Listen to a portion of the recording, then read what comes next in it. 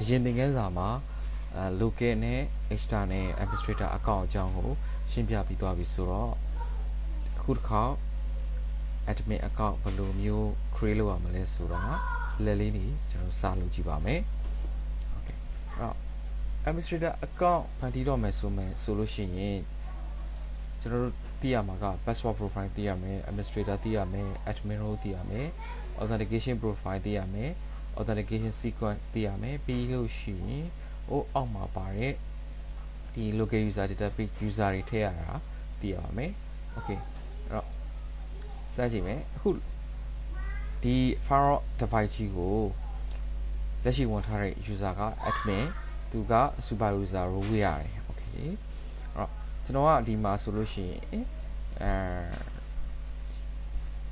name နှစ်ခုထည့်ပြီးမယ်ထည့်ကြည့်ပြီးတော့မှ login စမ်းကြည့်မယ်အဲ့ဒီ name နှစ်ခုကဘယ် role မှာသူကသုံးပါလဲ role တစ်ခုနဲ့တစ်ခုနဲ့တူသလားမတူဘူးလားဆိုတာတစ်ခုပြီးတစ်ခု testing လုပ်ကြည့်မယ်အဲ့ဒီတော့ဒီ lab လေးကိုကြည့်ပြီးသွားမယ်ဆိုလို့ရှိရင်ကိုယ်တိုင်လည်း step by step လိုက်လုပ်ကြည့်ဖို့လိုပါတယ် okay အဲ့တော့ကျွန်တော်က user တယောက်ဖန်တီးလိုက်မယ်မောင်ဆိုတဲ့ user သူက name က user administrator account ပဲเนาะဒီမှာဆိုလို့ရှိရင် authentication profile တိုက်သုံးပါလားလုံးဝမသုံးဘူး password ကျွန်တော်ရိုက်မယ်အဲ့တော့ဒီ password ဒီဘာနဲ့တွားတူတယ်လဲဆိုရင်ဟိုအရင်သင်ခန်းစာတော့ကကျွန်တော် device set ထဲမှာရှင်းပြခဲ့တဲ့ minimum password requirement ဆိုတော့ပါတယ် password အနည်းဆုံးရှင်းလို့ရှိရမယ် complexity ရှိရမယ်စသဖြင့်ပေါ့နော်ဒါတွေနဲ့သူကသက်ဆိုင်တယ် okay အဲ့တော့အဲ့ဒီနေရာမှာ password နှလုံးသုံးလုံးမထိုင်ရတယ်ဘာညာပြင်လိုက်လို့ရှိရင်တော့ဒီနေရာမှာစိတ်ကြိုက်ရေးလို့ရတယ်ဒါပေမဲ့အခုက password ရှင်းလုံးရှိရမှာကိုကျွန်တော်တို့ပြင်မထားတဲ့အတွက်ဒီနေရာမှာဆိုရင် password ကအနည်းဆုံးရှင်းလုံးရိုက်ဖို့လိုတယ်သူရဲ့ password ကလည်းမောင်းဆိုပြီးပေးလိုက်မယ်ဒီနေရာမှာကျွန်တော်တို့ရွေးရတော့မယ် dynamic ကိုသွားမှာလား role base ကိုသွားမှာလားရွေးရတော့မယ်အဲ့တော့ role တစ်ခုရှိရယ် dynamics ကကိုယ်တိုင်စိတ်ကြိုက် customer လုပ်လို့မရဘူးသူပေးထားတဲ့အတိုင်းပဲကျွန်တော်တို့ကရွေးရမယ်အဲ့တော့ဒီမောင်းကိုဘယ် role ပေးမှာလဲ super user ကိုပေးမှာလား super user read only ကိုပေးမှာလားကိုကြိုက်တာရွေးပြီးလို့ရတယ်အခုကကျွန်တော်ကစမ်းပြတာဖြစ်တဲ့အတွက် super user ကိုတော့မပေးတော့ဘူးဘာဖြစ်လို့လဲဆိုတော့ admin ကလည်း super user ဖြစ်နေတယ်မတူညီတဲ့ကွဲပြားတဲ့ role ပဲကျွန်တော်တခုပေးလိုက်ပါမယ် device administrator ပေးကြည့်မယ် okay ဒါမောင်ဆိုတဲ့ account တခုကျွန်တော် create လုပ်လိုက်တယ်သူ့ကို device administrator ပေးတယ်ကျန်တဲ့ password profile နဲ့မပါသေးဘူး okay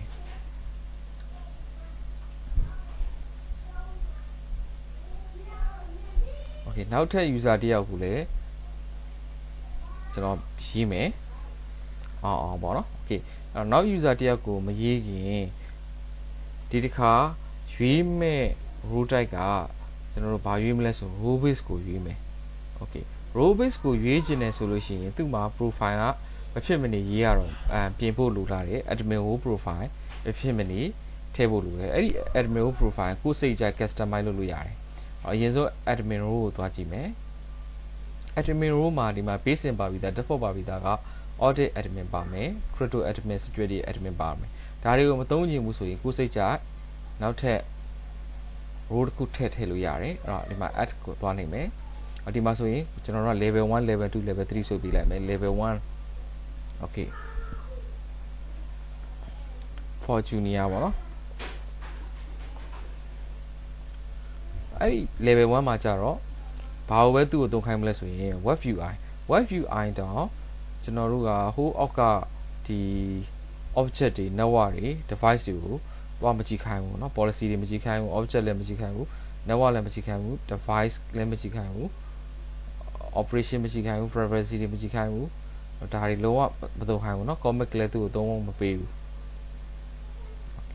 ပြီး HTML auto သူက disable ပေးထားတယ် command line လည်းမပေးဘူးခိုင်းဘူး REST API လည်းပေးမသုံးဘူးကျွန်တော်ပိတ်မယ် okay ပေးလိုက်မယ်ဒါက level 1ပြီးလို့ရှိရင် level 3ဒီ senior level တွေ mid level တွေပေါ့သူကတော့ web UI သုံးရမယ် HTML သုံးချင်လို့ရှိရင် report ဆိုရင် report လေးအမှန်လေးချစ်ပေးလိုက်ဒါ automation သုံးလို့ရမယ် okay เนาะဒါတွေအကုန်လုံးကျွန်တော်တို့ default အနေနဲ့ပေးသုံးလိုက်မယ် okay okay admin role မှာကျွန်တော် level 1နဲ့ level 3နှစ်ခုရှိတယ်ဘာကွာသွားသလဲဆိုတော့ကျွန်တော်တို့သွားကြည့်မယ်နော်အခုတော့ administrator ကိုတော့ပြန်သွားမယ်နောက် user တယောက်ကိုဖန်တီးမယ်သူ့ကိုကြတော့password ကပေးမယ်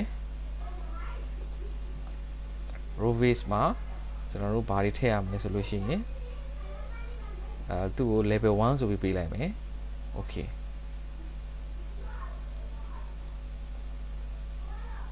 အဲ့တော့ administrator account နှစ်ခုဖန်တီးပြီးသွားပြီမောင်နဲ့အောင်ပြီးသွားလို့ရှိရင်ဘာလုပ်မလဲဆိုရင် chain ကို commit နေရမှာနှိပ်ဖို့လိုပါတယ် commit နေမယ်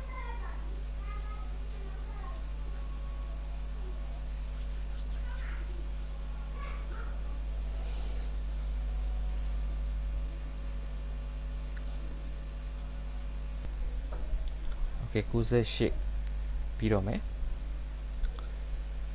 ကျွန်တော် Microsoft Edge လေးကိုဖွင့်ထားပြီးတော့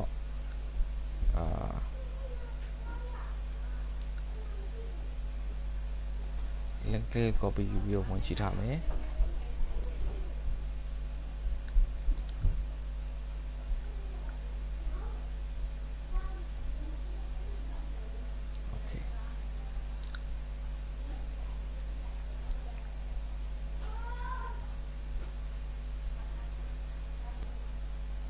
99% okay ဒီလောက်ဆိုရင်ကျွန်တော်တို့ဝင်လို့ရသွားပြီအဲ့တော့ဒီမှာ okay ရသွားပြီเนาะဒီထဲမှာမောင်နဲ့အောင်ဆိုတဲ့ account တစ်ခုရောက်သွားပြီဘာကွာသွားသလဲကျွန်တော်သွားကြည့်မယ်အရင်ဆုံးအောင်ဝင်ကြည့်မယ် event ကြည့်အောင်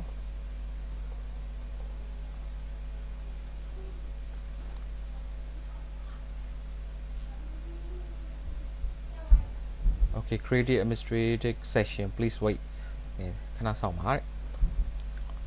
ဒီအောင်ဆိုတဲ့ account မှာအခုလိုမျိုးဒီသူ့ရဲ့ category tag တွေကအကုန်လုံးမပြတော့ဘူးကျွန်တော်တို့ရေးခဲ့တဲ့အတိုင်းပေါ့နော် profile မှာရေးခဲ့တဲ့ level 1 profile ဖြစ်တဲ့ dashboard ACC monitor ဒါတွေပဲကြည့်လို့ရမယ် policy object network တွေကြည့်လို့မရတော့ဘူးခဏစောင့်ပါနော်နည်းနည်းတော့ကြာတယ်သူက Okay ဒီမှာကြည့်လို့ရပြီအောင်ဆိုတဲ့ user เนาะအကုန်လုံးမပါဘူး dashboard ACC monitor เนาะဒါကိုယ့်ရဲ့ customize လုပ်ပြီးတော့သူ့ကို permission တွေပေးတာပေါ့เนาะ prevalence level တွေခွဲပေးတာ okay အဲ့တော့နောက်တစ်ယောက်ကမောင်ကျွန်တော် log out ထွက်လိုက်မယ်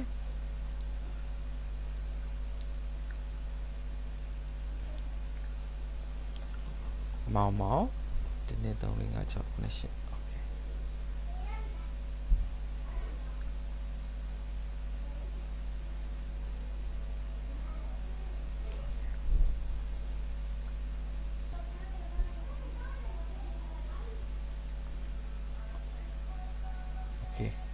ဒီ user ကမောင်ဆိုတဲ့ account super user နဲ့ဘာကွာသွားတယ်လဲ device administrator ကျန်တာတွေကအတူတူပဲ device မှာသွားကြည့်လိုက်ဒီနေရာမှာမပါဘူးလဲဆိုရင် password profile မပါဘူး super user လိုမျိုးဒီ admin က super user level ဒီမှာ password profile ပါတယ်ဒီမှာ password profile မပါဘူးနောက်တစ်ခုကွဲပြားခြားထားတဲ့ administrator ကိုသွားကြည့်မယ် okay administrator နဲ့သွားကြည့်လို့ရှိရင်ကိုယ်တိုင် user account create လုပ်လို့ရသလားဆိုရင်လုံးဝမရဘူး okay เนาะဒီ account လေးကိုလည်းကျွန်တော် log out လုပ်လိုက်မယ်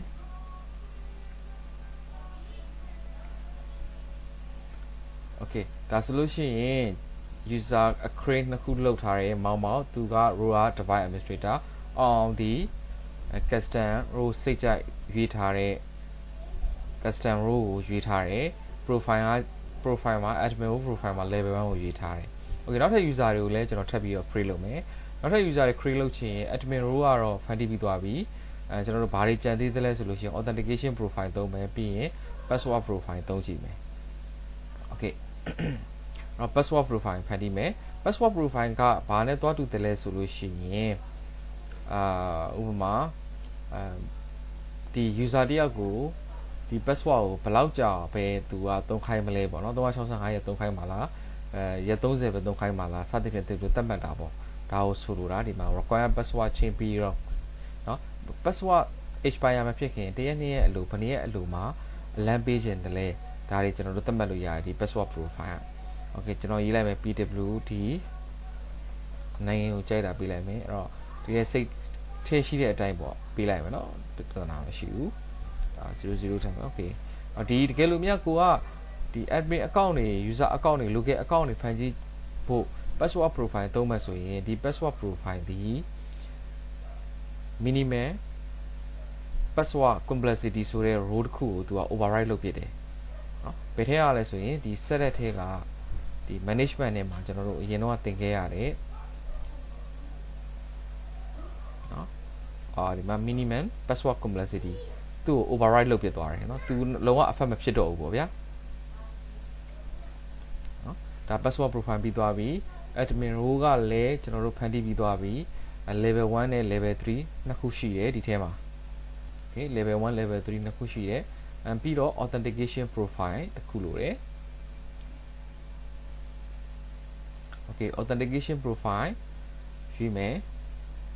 authentication profile ကိုကြိုက်တဲ့ profile ရွေးလို့ရတယ်เนาะအဲ့ဒီ authentication profile လည်းတစ်ခုမဟုတ်ဘူးနှစ်ခုသုံးခုလေးခုလောက် create လုပ်လို့ရတယ်ခုနက password profile လည်းတစ်ခုနှစ်ခုသုံးခုလေးခုလောက် create လုပ်လို့ရတယ် admin role ကလည်းတစ်ခုထည့်ပို့ပြီးတော့ create လုပ်လို့ရတယ် okay authentication profile မှာ advanced မှာကျွန်တော်တို့မဖြစ်မနေ add ထည့်ပေးရမယ်ဒါက user တွေရှိလို့ရှိရင် user name တွေထည့်ပေးရမယ်အခုက default ပါလာတယ် all ကိုမဖြစ်မနေရွေးပေးရမယ်เนาะအားလုံးနဲ့ဆိုင်မယ်ဒီနေရာမှာဘာကိုရွေးမှလဲဆိုရင် none ဆိုရင် none local database ကျွန်တော်တို့က local database ကိုရွေးမယ်တကယ်လို့များ untagged တို့ DAC တို့ရှိလို့ရှိရင်ဒါကိုစိတ်ကြရွေးပေးပေါ့เนาะ management console အတွက်ဆိုရင်သူ support ပေးတာက radius နဲ့radius ကဒီ DAC CS နှစ်ခုပဲသူက management console အတွက် support ရတာပေါ့เนาะ okay လောလောဆယ်ကျွန်တော်တို့က local database ပဲရွေးထားမယ်user domain ကတော့ရှင်းထည့်ပေးလိုက်ကျွန်တော်ဒီတိုင်းထည့်ပေးလိုက်မယ် okay ဒါ authentication profile ပြီးသွားပြီ okay okay authentication profile ပြီးသွားပြီဆိုရင်လိုအပ်တဲ့ password profile ပြီးပြီ administrator ပြီးပြီ admin ကိုပြီးသွားပြီauthentication profile ပြီးသွားပြီဒီနေရာမှာ administrator မှာမရောအောင်လို့user account နှစ်ခုထပ်ထားတာက small letter တွေနဲ့ပဲကျွန်တော် create လုပ်ခဲ့တယ်ဒီတစ်ခါဒီနာမည်တွေကိုပဲ capital letter နဲ့ဒီမှာ local user database မှာ create လုပ်မယ်ဘာကွာသွားသလဲကျွန်တော်တို့ကြည့်မယ်ပေါ့နော်မောင် password ကခုနကအတိုင်းကြိုက်တာပေးလို့ရတယ်1 2 3 4 5 6 1 2 3 4 5 6 9 8 1 2 3 4 5 6 9 8okay မောင်ပြီးရင် AUNG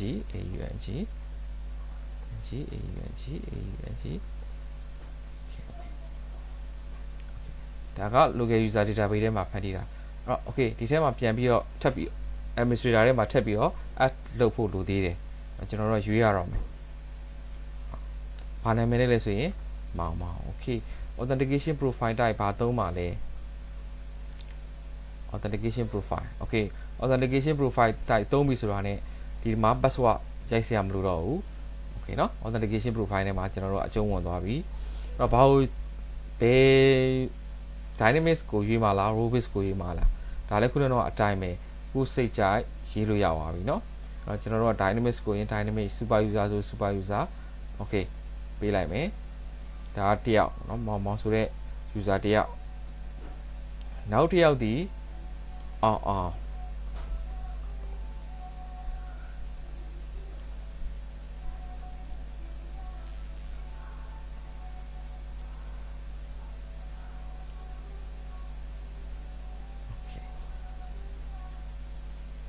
level 3ကိုပေးလိုက်မယ် level 3 okay ဒီမှာ password profile မောင်တော့ပေးလိုက်မယ်မောင် password profile ပေးခြင်းရင် authentication profile မောင်မသုံးရဘူးနမ်းပေးမယ် okay မောင်1 2 3 4 5 6 9 8 1 2 3 4 5 6 9 8 okay password profile သုံးမယ်เนาะသူကမတူเนาะဒီမောင်ဒီ authentication profile မသုံးဘူး password profile သုံးမယ်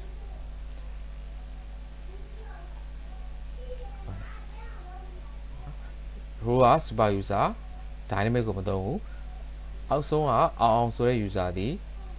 dynamic ကိုသုံးတယ် authentication profile သုံးတယ် admin profile က level 3ကိုထားတယ် okay အားလုံးပြီးသွားပြီဆိုရင် comic နှိပ်လိုက်ပြီးတော့ successful ဖြစ်ကြည့်မယ်ကျွန်တော်တို့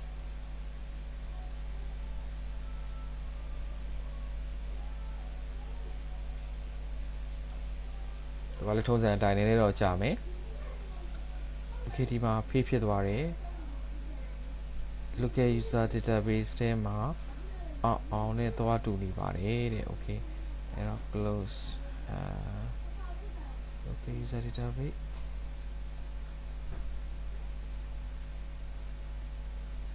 အဲ့ကျွန်တော်မလိုအပ်တဲ့တစ်ခုဖြတ်ပစ်လိုက်မယ်နော်ဒီ user ကိုကျွန်တော်ဘယ်လိုပေးမလဲဆိုရင်ဒီဆိုတော့ဒီအောင်ကိုကျွန်တော်ဖြတ်လိုက်မယ်နော် okay ပြန်ပြီးတော့ comic ပြန်လုပ်ကြည့်မယ်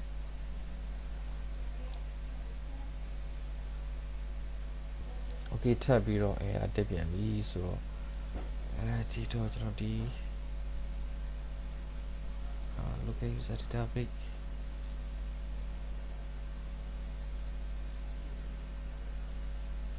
password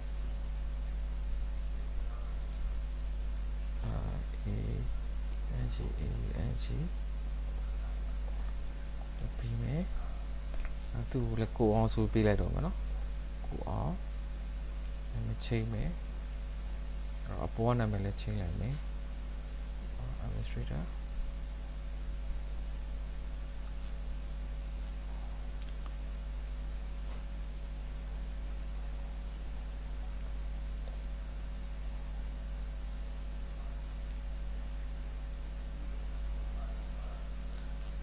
ပြန်ပြီးတော့တည်ဆောက်လိုက်မယ် authentication profile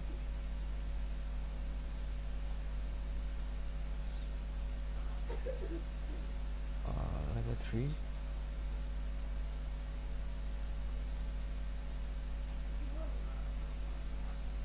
comic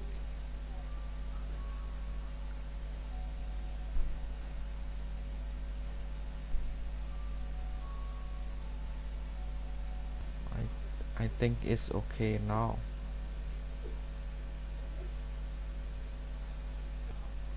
okay successful ဖြစ်သွားပြီဆိုတော့ဘာလုပ်ရမလဲဆိုရင်အဲ့ဒီ user တွေကျွန်တော်တို့ဝင်ကြည့်မယ်မောင်မောင်ရဲ့ကိုအောင်ရဲ့ဒီထဲကိုသွားမယ်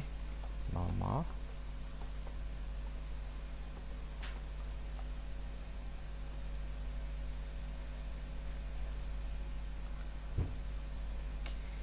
okay credit administrative section please wait မောင်မောင်ကသူကဘာကိုသုံးထားလဲ super user เนาะ password profile ပါတယ်ဒီနေရာမှာ password profile ပါတဲ့အတွက်သူကဟိုကျွန်တော်9ရက်လို့ပေးထားတယ်တကယ်လို့များ1လို့ထားတယ်လို့ရှိရင်သူကအလန်းလေးတွေ message လေးတွေဒီနေရာမှာပြပေးလိမ့်မယ်เนาะ password change ဖို့လိုလာပါပြီဘာညာပေါ့เนาะ okay ကျန်တာတော့အတူတူပဲပေါ့ super user ပေးထားတာဖြစ်တဲ့အတွက်သူကအကုန်လုံးသုံးလို့ရလိမ့်မယ်password profile ပေးထားတာဖြစ်တဲ့အတွက်သူသတ်မှတ်ထားတဲ့ဒီပြီးတော့ကုန်လို့ရှိရင်သူ login ဝင်လို့မရတော့ဘူးเนาะ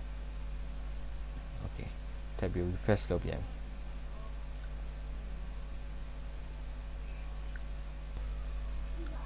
okay ကျန်တာကတော့အားလုံးအတူတူပဲပေါ့เนาะsuper user ဖြစ်တဲ့အတွက် password profile admin profile အားလုံးသူဒီ create လုပ်လို့ရမယ် modify လုပ်လို့ရမယ်သူအဓိကကွဲသွားတာဒီဟာလေးပဲ password profile ပါတာနဲ့မပါတာလေးတစ်ခုပဲကွဲသွားတယ်ကျန်တာအားလုံးအတူတူပဲဖြစ်တယ်အဲ့တော့ okay အဲ့တော့ကျွန်တော်မောင်ဆိုတဲ့ user ကို log out လုပ်လိုက်မယ်အားလုံးကတူနေဖြစ်တဲ့အတွက်ဘာမှထူးခြားမှုမရှိဘူး log out လုပ်မယ်နောက် user ဒီဘယ် user လဲဆိုရင်ကိုအောင်ဆိုတဲ့ user ကိုထပ်ပြီးတော့ဝင်ကြည့်မယ်သူကတော့ level 3 เนาะ authentication profile သုံးထားတယ်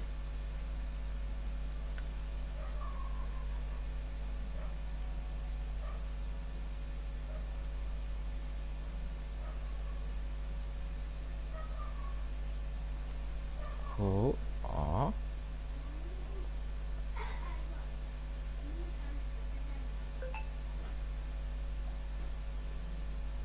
admin ကိုသုံးတာဖြစ်တဲ့အတွက် password profile သူကမပါဘူး okay တစ်ချက်သွားကြည့်မယ်ဒီနေရာဘယ်နေရာမှာနေတယ်လဲပေါ့နော်ဆိုတော့ထပ်ပြီးတော့ဝင်ကြည့်လိုက်မယ် okay ကျွန်တော်တို့ဒီ Chrome နဲ့လည်းဝင်ကြည့်ထားမယ် Chrome နဲ့လည်းအပြိုင်ဝင်မယ်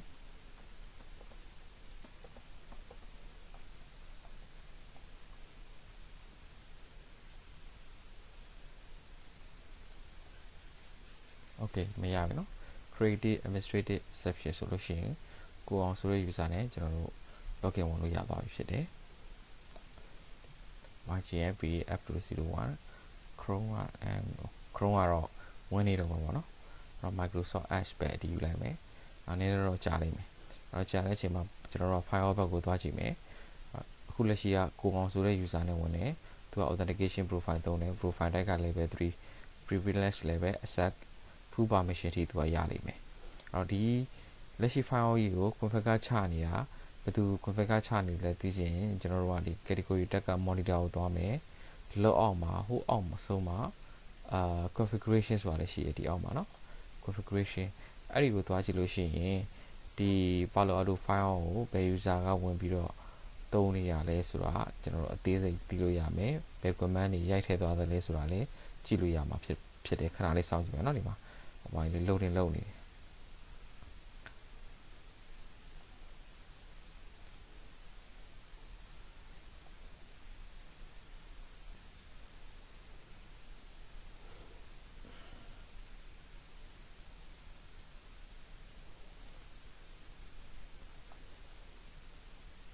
်ဒီမှာ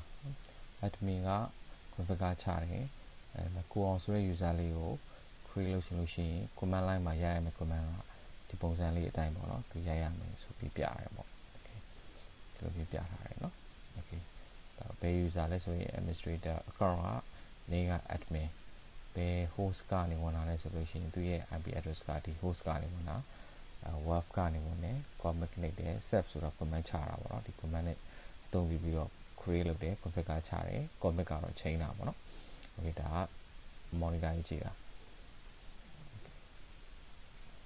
okay ဒီလောက်ဆိုလို့ရှိရင်ကျွန်တော်တို့ဒီ local administrator account ID ဆောက်တာရယ် password profile admin role authentication profile local user database မှာဘယ်လိုမျိုး configure ချရလဲဆိုတာအကြံပြအဖြစ်နားလည်သဘောပေါက်သွားမယ်ဆိုလို့ရှိရင်ဒီ lab လေးတွေကိုတေချာလေးလိုက်လုပ်ကြည့်ပေးပါဂျီရိုဒီကိုလည်းတစ်ခါနားမလည်လို့ရှိရင်နှစ်ခါသုံးခါပြန်ကြည့်ပြီးတော့ကိုယ်တိုင်admin role တွေဖန်တီးတာတွေ authentication profile တွေဖန်တီးတာတွေလုပ်ကြည့်ပါလို့အကြံပေးချင်ပါတယ်